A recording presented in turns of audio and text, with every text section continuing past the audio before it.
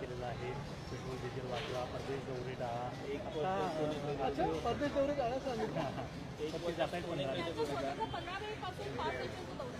आपण सगळ्यांनीच विधान भवनात जेव्हा अधिवेशन सुरू होतं तेव्हा आपण सगळे तिथे होतात आणि आपल्याला आठवत असेल पहिल्या दिवसापासून मी सांगत आहे की पंतप्रधान महोदयांनी याच्यावर भाष्य करावं की देशाला काय आर्थिक परिस्थितीतून जावं लागणार आहे.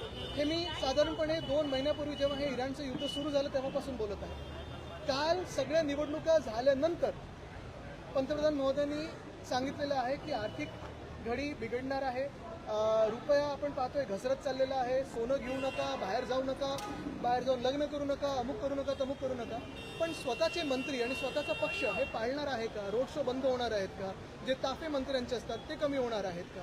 आणि प्रामुख्याने हेच मंत्री वरपासून खालपर्यंत परदेशी जाणं असेल किंवा सोनं घेणं असेल हे टाळणार आहेत का?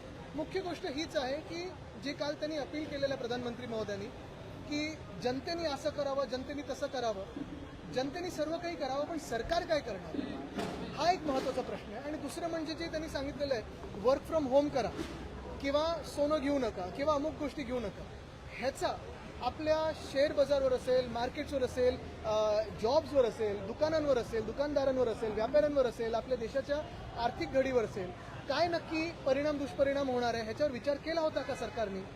कारण वर्क फ्रॉम होम बोलल्यानंतर कोविडच्या काळात आपल्याला आठवत असेल वर्क फ्रॉम होम हे बाहेर एक कंटेजियस व्हायरस होता म्हणून आपण घरून काम करत होतो. पण आता वर्क फ्रॉम होम केल्यानंतर जे ऑफिसमधले सगळे घरी बसून काम करतील त्याच्यात इलेक्ट्रिसिटीचं कन्झम्पशन असेल किंवा मग इंटरनेटचा वापर असेल, हा जो वाढणार आहे आणि ह्याचा परिणाम, ह्याचा इम्पॅक्ट जो देशाच्या पूर्ण व्यवस्थेवर होणार आहे त्याचा देखील सरकारने विचार केला आहे का? विशेष